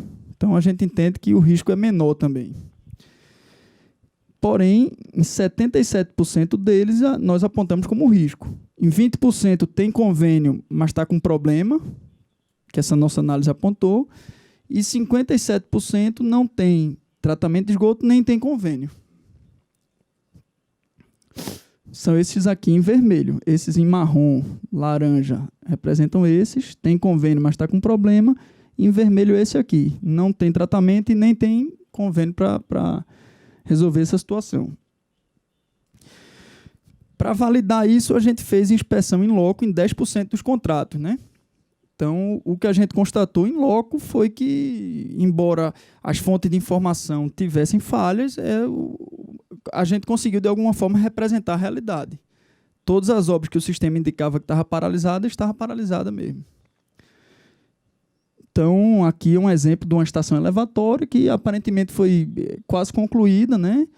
Está abandonada aí. Tá? A foto talvez não dê para visualizar, mas tem aqui faltando concretar, a ferragem exposta, né? Aqui, a lagoa de estabilização praticamente concluída, mas está também abandonada, aí, não está funcionando ainda, começando a nascer vegetação, né?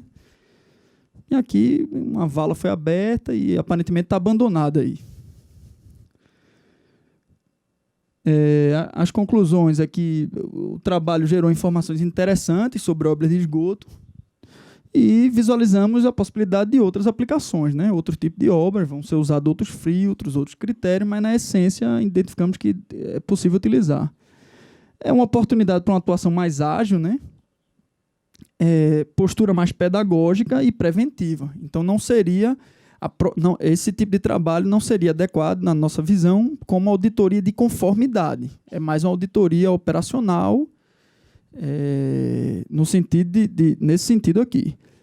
Então, o controle à distância permite uma visão sistêmica, tempestiva e, num segundo passo, uma atuação mais seletiva. Então, dependendo das prioridades do Tribunal de Contas, pode fazer um trabalho mais específico com obras paradas, né? Ou então onde tem movimentação atípica de recurso, onde a empresa não tem condições para executar.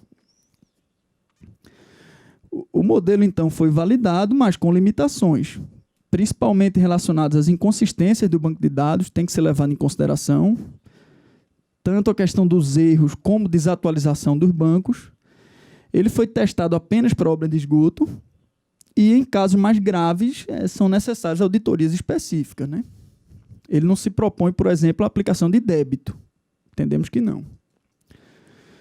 Como futuros estudos, trabalho no sentido de buscar automatizar mais as análises. Como eu disse, muita coisa foi manual, né? Daria para ser automatizado. Testar em outros tipos de obras. Buscar também indicadores de efetividade. A obra de esgoto foi pronta, foi concluída, mas está trazendo algum resultado? Né? Os indicadores daquele município, os indicadores melhoraram.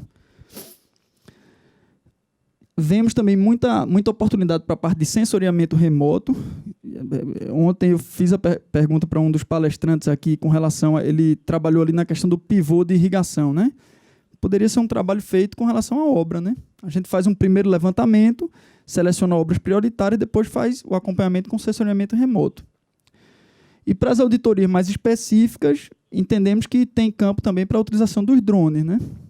No nosso caso lá, nós adquirimos um drone para começar a aprender a usar, né? Um drone amador de 300 gramas, mas que tem uma câmera de 12 megapixels, consegue voar a uma distância de 2 km, né?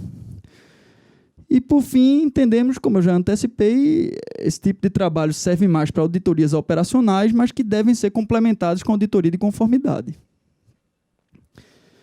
Bem, pessoal, eu gostaria de agradecer a atenção de vocês, né? Dizer que eu estou disponível, não sei se vai dar tempo agora, mas se não depois, né? Qualquer momento, é um assunto que me interessa muito e estou à disposição de vocês. Muito obrigado, viu?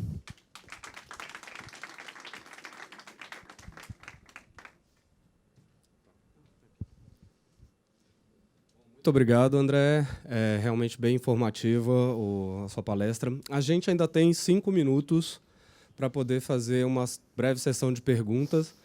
Já vejo vários braços levantados aqui. Eu acredito que em 5 minutos a gente não consiga fechar tudo. Então, vamos fazer 2 perguntas. Alejandro levantou ali primeiro e o Henrique... Bom, tá. Vamos lá. Jorge...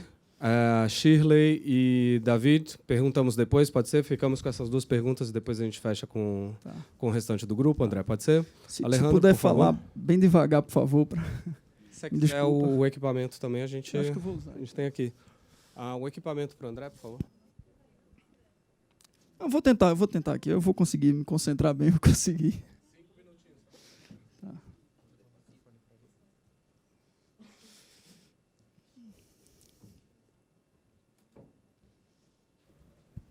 ¿Ya? Gracias. En primer lugar, felicidades. Parabéns.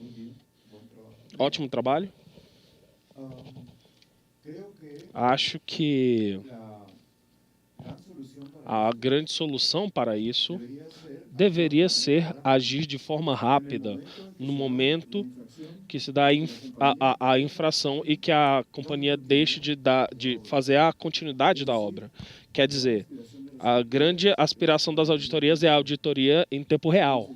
Então, acredito que no momento você não pode permitir que 2 anos, uma obra parada, o município sabia e o banco sabia, a auditoria sabia, e ninguém fez nada. Então, a grande solução aqui seria drones, cartografia, sensores, impostos, bancos. Parar de movimentar o dinheiro na conta é um alarme, algo está acontecendo. Não pode passar de 2 anos. A responsabilidade da companhia e as responsabilidades também do banco, responsabilidades aos funcionários. Não conseguem o dinheiro que Deus utilizam para outra coisa. Isso não pode acontecer. E você percebe 2 anos depois. Mesmo assim, parabéns. Muito obrigado pelas colocações. Eu concordo integralmente. Eu acho que é isso aí.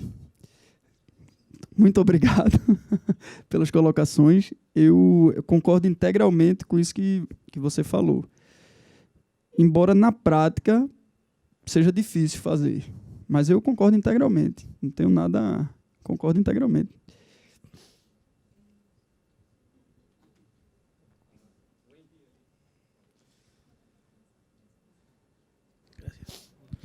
Olá, André. Oi, André. Muito interessante o seu trabalho, bastante interessante. Pessoalmente, eu gosto de saber como você usou a cartografia para fazer esse estudo. Acho que vou tratar de imitar e fazer projeto como o seu, porque faz que o resultado seja visual. E quando algo é visual, você recebe mais apoio. A minha pergunta seria mais para o tema da paralisação. Eu também estou vendo obras públicas e também tem uma grande porcentagem de obras paradas. Qual é o motivo da sua paralisação? Porque talvez a problemática é igual à minha. E podemos fazer alguma coisa a respeito, reduzindo a margem e ter mais obras atualizadas e finalizadas. Tá, muito obrigado. Eu não tenho agora, em termos percentuais, mas é fácil conseguir. Eu tenho a informação, né? Eu tenho o documento. Mas, de forma qualitativa, tem problema com repasse de recursos. Às vezes o governo federal demora a repassar recursos por motivos diversos e a obra é paralisada. Isso acontece. Outro problema muito recorrente diz respeito a projeto. Então, é apresentado um projeto, esse projeto é aprovado, a obra começa e o que se observa depois é que o projeto não era adequado. Então, às vezes, o recurso passa a ser insuficiente, por exemplo. Estava previsto escavação de primeira e se descobriu que tem rocha, escavação de terceira, muito mais caro. Então, não tem recurso. Aconteceu um exemplo, uma auditoria que não foi nesse caso aqui, mas é ilustrativo, uma auditoria que eu participei num estado do norte. Era um projeto de 200 milhões de reais. Era um projeto muito grande que ia mudar a realidade do esgotamento sanitário da cidade. O projeto, a gente começou, a auditoria estava bem no comecinho da obra. Projeto, os gestores estavam muito orgulhosos, porque o projeto ganhou diversos prêmios como projeto. Melhor projeto de esgoto e tarará. Quando a gente começou a fazer a auditoria, a gente observou que aquele projeto era de 10 anos atrás.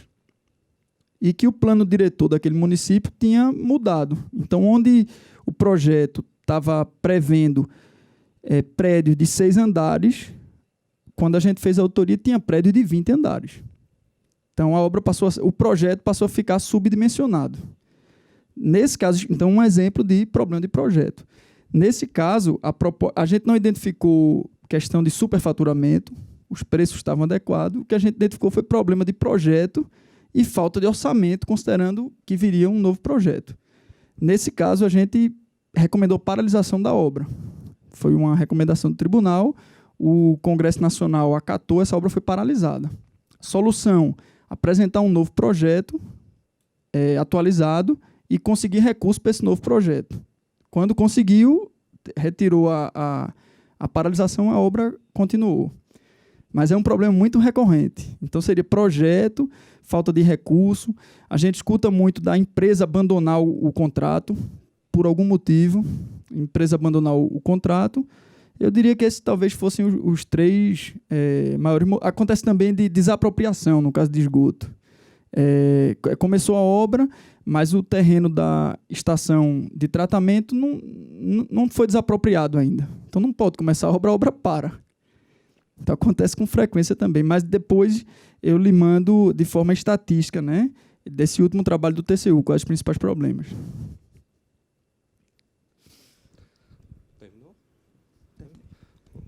Bueno, muchas gracias una vez más, André. Ahora vamos a hacer una pequeña pausa. Fazer um intervalo de 5 minutos para a água, um café e o banheiro e voltamos aqui ao anfiteatro. Temos outra apresentação nesse momento, vamos falar sobre o programa de desenvolvimento de capacidades no desenvolvimento de geotecnologia, que fazemos no CCC. 5 minutos. 5 minutos e todos aqui. Muito obrigado. Bueno, entonces ahora vamos a empezar un otro momento de intercambio técnico y ahora trataremos un poco sobre conhecimento técnico e trataremos um pouco sobre o Programa Regional de Capacitação em Geotecnologia, que chamamos de Senderos de Aprendizagem. Teremos uma apresentação de um consultor que trabalha com esse tema e depois vamos para a sala 4 e faremos novamente outra dinâmica com a temática sobre os senderos de aprendizagem. Trataremos de 3 perguntas que passarei para vocês agora.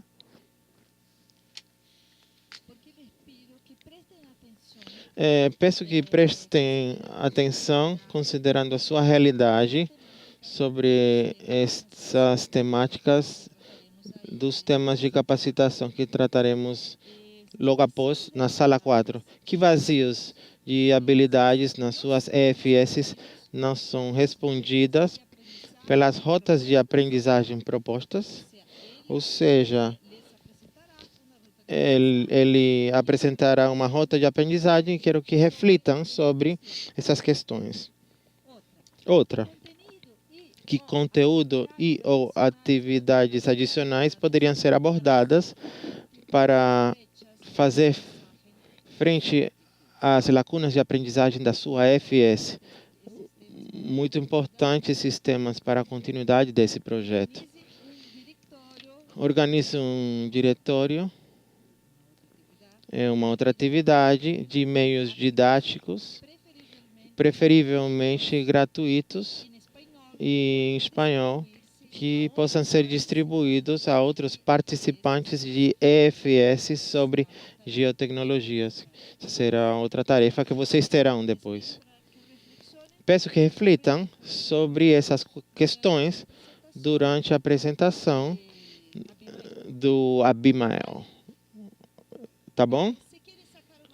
Se vocês quiserem tirar uma foto para relembrar a pergunta, então, por favor, a apresentação. Curtam muito esta apresentação. Ele trabalha em 3 grandes áreas: sensibilização e comunicação. Vocês vão ter uma outra oficina, então esse aqui a gente vai fazer o convite, vocês estão intimados a participarem aí também da oficina sobre sensibilização e comunicação, e aqui a gente vai falar um pouquinho mais da questão da capacitação, ou seja, das trilhas de aprendizado. Essas trilhas de aprendizado, que nós já vamos apresentá-las, elas trabalham em 3 grandes dimensões, pessoal: dados geoespaciais, técnicas e tecnologias e métodos analíticos. Essas trilhas, ou seja, esses objetivos formativos, se organizam a partir dos conteúdos ou capacidades e que vão ser executados e vão ser mensurados, esses objetivos, a partir das ações propriamente ditas. Cursos, webinars, podcasts, enfim, formas aí de aprendizado. A estrutura desse plano estratégico, desse trabalho, está baseada justamente em quê? Nos objetivos, como a gente colocou, né, os trabalhos técnicos, os documentos, está dentro dos conteúdos, modelos, objetivos de aprendizagem, está dentro de uma visão para públicos-alvos, ou seja, não nem todo mundo vai ser especialista, exemplo, numa ferramenta de Big Data, mas todos entenderão o que é Big Data, né? E capacidades como compreender, descrever, escolher, enfim. Tudo isso pensando sempre o processo de negócio de vocês, a ideia é que não venham, e é essa a ideia da oficina também, a ideia é que não seja up-down, a ideia é que a gente construa isso colaborativamente, entendendo a especificidade, e esse plano estratégico prevê justamente espaço para que haja modificações específicas dentro de cada EFS, e aí nós vamos trabalhar trilhas. Tem alguns exemplos de trilhas ali, por exemplo, geotecnologias e transformação digital, trilha de introdução à análise espacial, trilha de produção e gestão de conteúdo, trilha de data science, enfim. Então, esse é um modelo geral, vamos chamar assim, do Programa Regional do Desenvolvimento de Capacidades em Geotecnologias. Como eu comentei, ele está estruturado em dimensões, dados geoespaciais, trabalhando dados indicadores, mapeamento base do território, mapeamento temático, de síntese e sensoriamento remoto. Cada um deles aí a gente tem alguns detalhamentos de conteúdo técnico. Se você tiver alguma dúvida, já nos envie, já anote aí para que a gente possa conversar. Uma outra dimensão é a técnica e tecnologia, e aí envolve os sistemas de informações geográficas, as ferramentas de geo, não só os SIGs, os programas de tratamento digital de imagens, né? As ferramentas de sensoriamento remoto de maneira geral, as plataformas GIS, interoperabilidade, banco de dados, enfim. Terceira dimensão, métodos analíticos, e aí trabalhando análise espacial, inferência geográfica, análise multicritério, Big Data, Small Data, inteligência artificial. Então, todas essas dimensões sempre sendo pensadas, né? Agora, a questão de conteúdos para cada um dos níveis, né? Seja um auditor não especializado, seja um gestor, seja um especialista, para que a gente possa trabalhar de maneira específica, mas sem perder, lógico, essa visão de institucionalização da visão geo. Quanto ao público-alvo, até pelo tempo que eu já sei aqui que eu estou estourando, o público-alvo a gente tem, por exemplo, peguei aqui o auditor não especializado, a gente tem a definição, por exemplo, refletir criticamente, aplicar com segurança conceitos e ferramentas elementares, ou seja, a ideia aqui, para cada um desses níveis, para cada um desses públicos-alvos, nós temos uma descrição que pode ser eventualmente adaptada na sua FS, mas a ideia é justamente que a gente tenha linhas gerais para que a visão de geotecnologias, e isso é o ponto, vocês já perceberam aqui na nossa fala central, a geotecnologia não é mais só para o pessoal das geociências, o pessoal dos mapas, o pessoal que gosta de tecnologia. Agora é uma visão, mesmo que seja como a gente usa o Waze, eu quero simplesmente um sistema que me leve até algum outro ponto. Mas para que aquilo rode, eu preciso de técnicos especialistas. É a nossa visão também no nosso plano. Aqui eu tenho um exemplo de trilha. No canto direito, a gente não tem uma trilha tão, um design tão bonito de trilha como essa de mineração de dados. Parabéns para o pessoal aí, isso é de um outro projeto. Nós já estamos no projeto de design das trilhas, talvez até no momento que essa apresentação esteja sendo feita para vocês, ela já esteja até, tem um modelo e esteja até correndo com vocês aí. No momento da gravação a gente ainda não, mas já estamos trabalhando. Mas enquanto nós temos como grupo de trabalho, como oficina, aqui nós temos um exemplo de trilha retirado de uma estrutura mais planilha, né? Então numa trilha nós temos o nome, nós temos sobre a trilha, os objetivos de uma trilha, sempre você tem esses verbos, né, pessoal? Então, por exemplo, nessa aqui, Geotecnologias e Transformação Digital, compreender a importância do uso e tratamento de dados espaciais, discutir possibilidades e limites das geotecnologias, escolher métodos e técnicas, enfim. Então, para cada trilha, nós temos esses objetivos e nós temos a descrição em quais, alinhados a quais ISAIs que ele está, por exemplo, a 55, 40, quais níveis você vai auxiliar o pessoal na avaliação, no planejamento, na execução. Nesse caso dessa trilha, são os 5 níveis. Quanto aos objetivos do desenvolvimento sustentável, como que, a partir das ações, a partir dos conteúdos que são desenvolvidos nessa trilha, quais objetivos do desenvolvimento sustentável estão tendo algum tipo de contribuição estão sendo tocados, estão sendo trabalhados de alguma maneira, como eu disse, direta ou indireta. Nós temos aqui na trilha quais são as áreas de conhecimento dentro, como a gente chamou lá do GIST, as bases conceituais, Knowledge Economy, Cartography and Visualization. Por que aqui em inglês? Porque aqui a gente está alinhando, inclusive, nós já estamos em contato com os produtores os responsáveis por esse compêndio aí de informações, para que a gente tenha as traduções oficiais para espanhol, para português. Então nós estamos aqui utilizando ainda em original, porque a gente está em contato para traduções oficiais, ok? Nós temos a questão dos conteúdos, das capacidades que vão ser desenvolvidos, que é o próximo slide a gente vai ver. Então, aqui vão ser desenvolvidas as capacidades do ciclo de gestão do conhecimento, geotecnologias e controle externo, e Revolução 4.0 e a transformação digital. Nessas trilhas estão previstas, por exemplo, 2 ações, coincidentemente foram cursos, mas aqui a gente poderia ter outras ações, não só cursos, né, mas geoinformação e fiscalização, otimizando processos, geotecnologias aplicadas à auditoria, e para essa trilha algumas ações educacionais complementares, como, por exemplo, curso Olacefes, livro A Quarta Revolução Industrial, um vídeo Introdução à Cartografia Geral, um seminário internacional sobre análise de dados, ou seja, uma trilha, pessoal, ela prevê quais são os objetivos que você quer, ou seja, eu quero escolher métodos até adequados às fases da auditoria, eu quero identificar dados, então eu vou procurar quais são os conteúdos, as ações educacionais de quais trilhas que eu vou executar. Hoje nós temos no nosso plano estratégico trilhas para as trilhas Geotecnologias e Transformação Digital nas EFS, Geoprocessamento, Técnicas e Tecnologias, Geoprocessamento e Aplicações Ambientais, Introdução à Análise Espacial para Auditores, Produção e Gestão de Conteúdo Geográfico, Desenvolvimento de Aplicativos e Modelos e Data Science para as entidades fiscalizadoras superiores. Eu sei que esses slides estão meio chatos, estão por leitura, mas como eu sei que tem grande parte talvez não esteja, não compreenda o português como língua nativa, eu estou fazendo questão de frisar aí quais são as trilhas, pelo menos, para que a gente entenda que essa que temos aí é um exemplo de trilha. E nós já temos desenvolvidas ou em desenvolvimento tais trilhas do lado direito da nossa tela, e lembrando que essa oficina também quer ouvir de vocês quais lacunas que talvez não estejam preenchidas aí.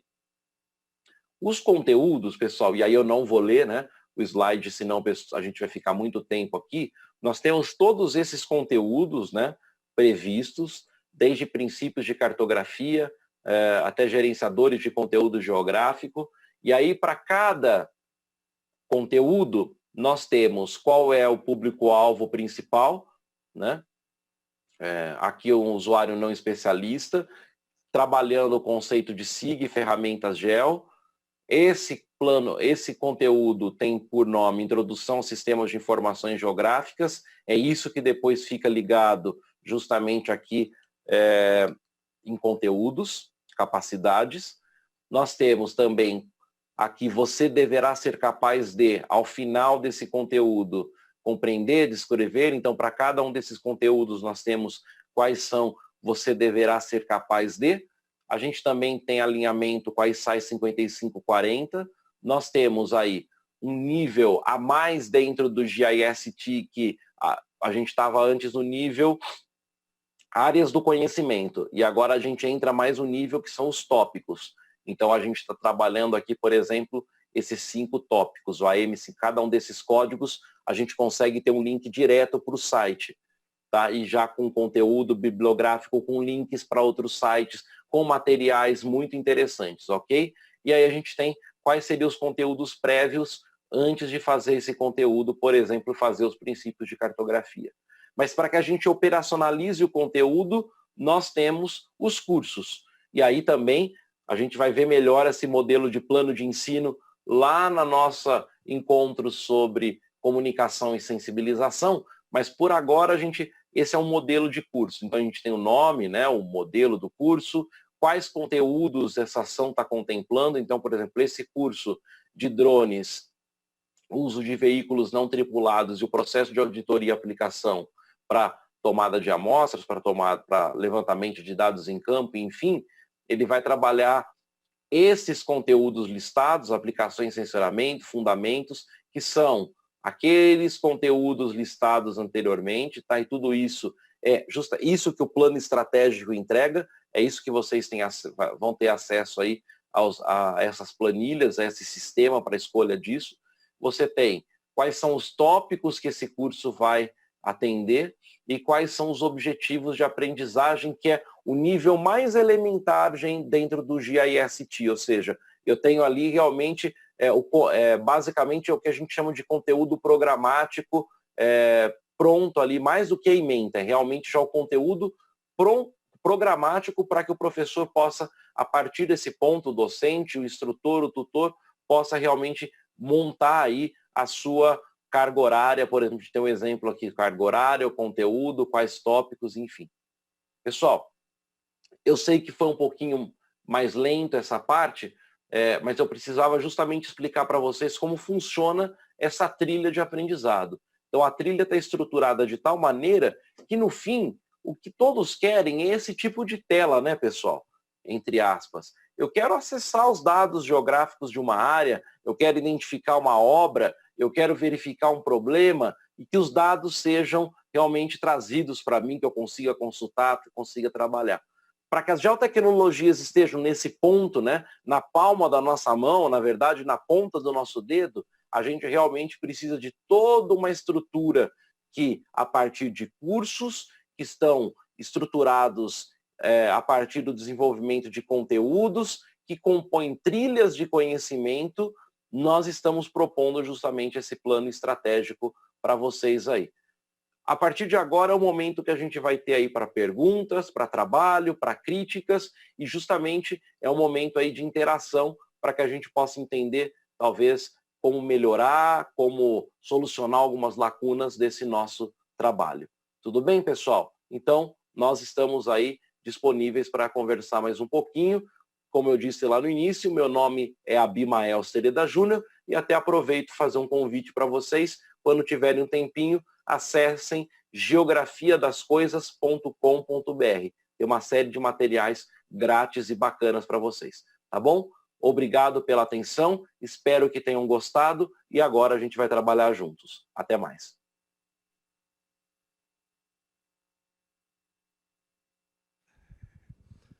Ok, bueno, tuvimos agora uma breve Uma pequena explicação sobre o programa de desenvolvimento de capacidades. Como o André mencionou, vamos subir à sala 4 para continuar esse trabalho. Vamos trabalhar agora grupalmente, baseados nessa apresentação e nas perguntas que nos deixaram no início da apresentação. Vamos trabalhar e fazer algumas atividades